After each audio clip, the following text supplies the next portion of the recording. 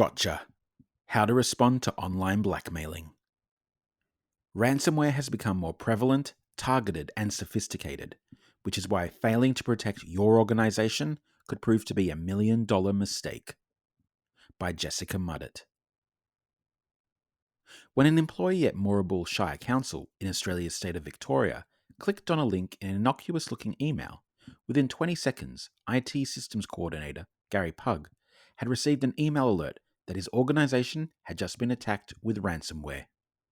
Pugg rushed over to the employee's computer and disconnected it from the server to prevent the virus from spreading. Staff were alerted about the possibility of other dangerous incoming emails, and the computer was wiped clean. Less than a month later, the council was attacked a second time. Harm was again averted due to the timely alert from file server monitoring, and because the council did regular backups, avoiding data being lost. Nonetheless, the frequency of attacks was concerning, so the council implemented a raft of additional protective measures. Says Lalitha Koya, Manager, Information and Communication Technology, quote, "We carry information about approximately 40,000 ratepayers, such as their names and addresses, which is classified as personal identifiable data. We know that an attacker will gain status in the hacking community by successfully breaching a government body such as ours, and we would lose public trust if such an attack were successful." End quote. However, most organizations are not as well prepared for a ransomware attack, which usually starts with an email that entices the receiver to click on a link or open an attachment. If an employee takes the bait, malware then encrypts the files and data, meaning it becomes inaccessible. The perpetrators demand that a ransom be paid to restore access, or to avoid the data being exposed to the public. Ransomware attacks can be incredibly serious. In the most extreme case, a ransomware attack could wipe out a company, says Josephine Fan, FCPA, Assurance Partner at PwC Malaysia and former President of CPA Australia's Malaysia Divisional Council, pointing out that a ransomware attack will rarely compromise only a company's data. Quote, "For example, if the data that is being encrypted is critical to operations, there could be a severe impact on the organization's ability to manage its cash flow and a prolonged disruption to its supply chain." End quote.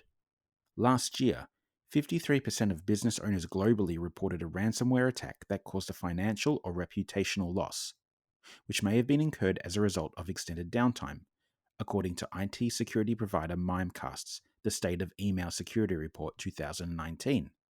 This is up from 26% the year before. According to research by IT security company Sophos, the most frequently targeted industries include media, technology, telecommunications, utilities, and transport.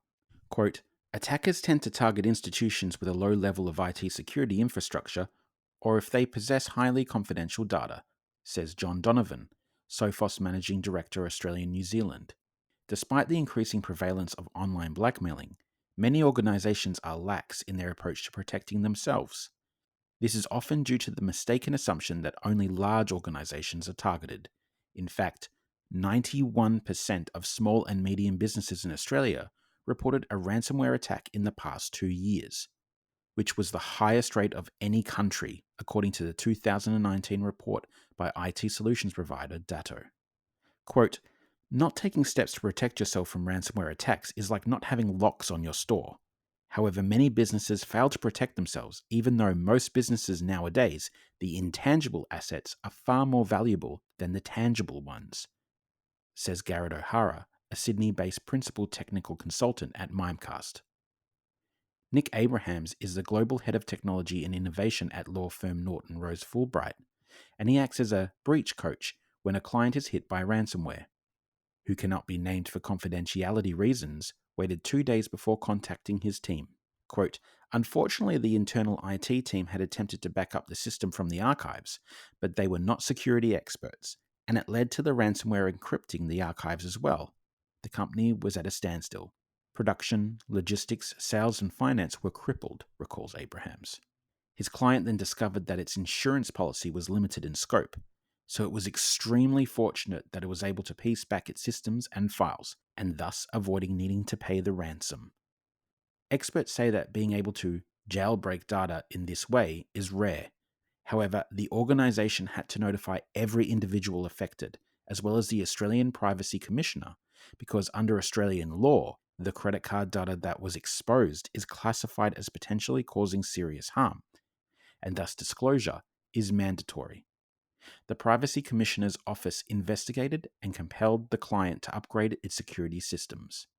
According to global data from Sophos, the average ransom paid from ransomware is $730,000 American dollars. However, O'Hara notes that, whenever possible, companies will conceal the fact that a ransom was paid and how much was paid. As he notes, quote, "Dealing with criminals is never a good look," end quote. Last year, 2 local governments in the US state of Florida paid a combined $1 million in Bitcoin to ransomware hackers.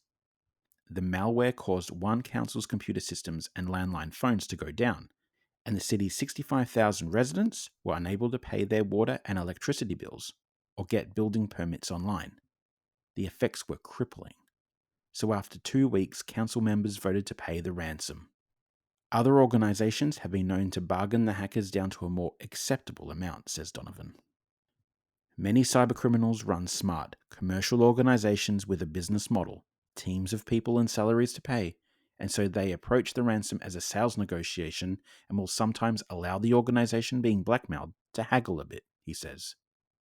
He adds that some ransomware outfits even have their own call centres, so if a victim doesn't know how to pay with Bitcoin, a customer service representative can walk them through the process. High-profile ransomware cases in Australia this year include government agency Service New South Wales, steel maker BlueScope Steel Australia, and financial service company MyBudget, along with 2 attacks on global logistic company Toll Group. During the second attack on Toll Group in May, it was forced to resort to manual processes after its online systems were shut down. The cybercriminals gained access to employees' salary information, superannuation details, and tax file numbers, and threatened to publish the confidential information on the dark web if a ransom was not paid after a week. However, Toll publicly declared it would not pay. Quote, "Toll has no intention of engaging with any ransom demands, and there is no evidence at this stage to suggest that any data has been extracted from our network," it says. Toll's position is endorsed by cybersecurity experts and the Australian Cybersecurity Centre, ACSC. Quote, "Paying the ransom validates the business model of hacking and provides an incentive for them to do it again," O'Hara says. Be warned that, if you do pay up, there is no assurance that the perpetrators will decrypt the data. Fan notes that sometimes rookie hackers set up the decryption algorithm so poorly that the key doesn't work. Paying the ransom can also end up costing more, because recovery costs must be factored in, as opposed to ignoring the ransom demand and doing a complete rebuild of data systems. According to Sophos research, the total cost with a ransom payment factored in amounts to $1.4 million US.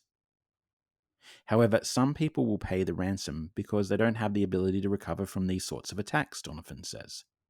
Fan says that deciding whether to pay will come down to commercial considerations, including if the data potentially leaked is extremely sensitive, or if not paying could endanger life.